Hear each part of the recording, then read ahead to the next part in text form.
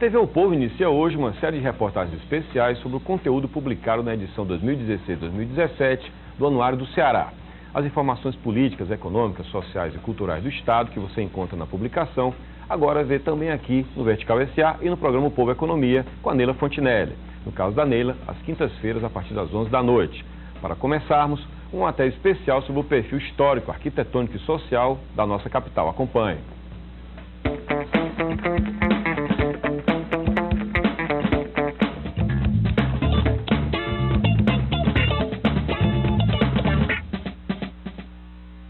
Fortaleza das Jangadas, de um povo invocado, fortaleza de sabores, de cores vívidas sob o sol ardente, heterogênea e contrastante. A nossa particularidade é essa mescla de culturas de vários locais do Ceará. Itariri, né, do norte, o modo de falar, às vezes muito rápido, né? Essa ironia, esse humor, né? Essa mescla eu acho que marca muito Fortaleza, né? A sua diferença tem um pouco de tudo. A paisagem em si realmente é contrastante. Em Fortaleza a gente ainda vê encravados, né, ou cravados nas áreas nobres, pequenas comunidades de classe média baixa, por exemplo. Isso dá uma certa pluralidade, né, uma certa heterogenização do espaço. Pela data dos documentos, são 290 anos de história que se desenrolam e se constroem em território de atualmente 313 quilômetros de extensão. Fortaleza surge em torno do forte, né, de Schönebrück, né, depois da sua função com os portugueses, né. Isso é muito fácil de perceber. Os principais equipamentos urbanos da cidade estão no entorno, né. A ideia de fundar um forte aqui não foi uma razão econômica, né. Foi uma razão fundamentalmente buscar riqueza, e nisso não pelo menos. Foi uma questão mesmo estratégica e política, né, defender a terra contra estrangeiros, especialmente esses franceses.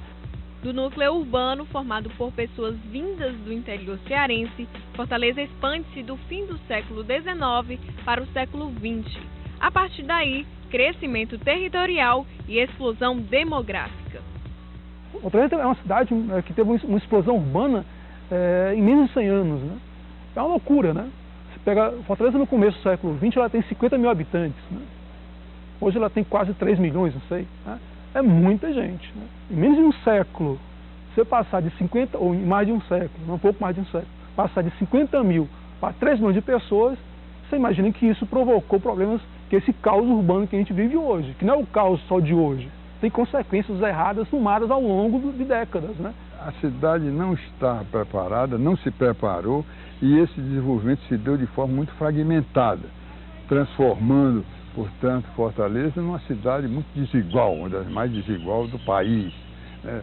E, em consequência dessa desigualdade, uma cidade também violenta. Então, nós temos áreas onde estão concentradas a maior violência da cidade, áreas onde está concentrada o maior índice de doenças, por exemplo, como tuberculose, como sífilis. Então, em razão dessa diferença territorial. Fortaleza das transformações. Suas edificações de proporções diferentes e estilos distintos compõem uma paisagem mista.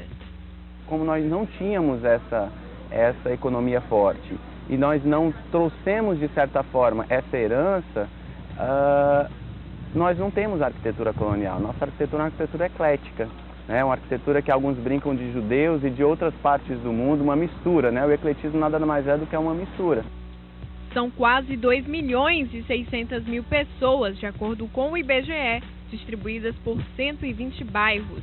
E esses organizados administrativamente em 7 secretarias regionais. O município, anteriormente, ele tinha uma divisão em distritos, né? Tínhamos o distrito maior, que era Fortaleza, tinha distrito de Antônio Bezerra, de Parangaba, de Messejana e Mudubim. Em 97, uma lei criou as regionais. Fortaleza de si, apesar de tão complexa, seguir o fluxo do moderno, do fugaz, conserva ainda a essência do sertão. Na constante inquietação de capital, o movimento atual é de redescoberta dos próprios espaços. Recentemente a gente vê um movimento de retomada de espaço público, de retomada das ruas, né? Seja pela pessoa que anda a pé, seja pela pessoa que anda de bicicleta. A gente vê uma melhoria no transporte público, na execução dos corredores de ônibus, né, do transporte coletivo. A gente vê aí, pelo menos, o início, né, de uma obra de colocação de metrô. Então, isso leva as pessoas para a rua, isso faz com que as pessoas se apropriem do espaço. Isso força o poder público a pensar o planejamento para as pessoas e não para o automóvel. E eu acredito que, a longo prazo, se nós continuarmos nessa mesma corrente, a gente vai ter outra cidade, né?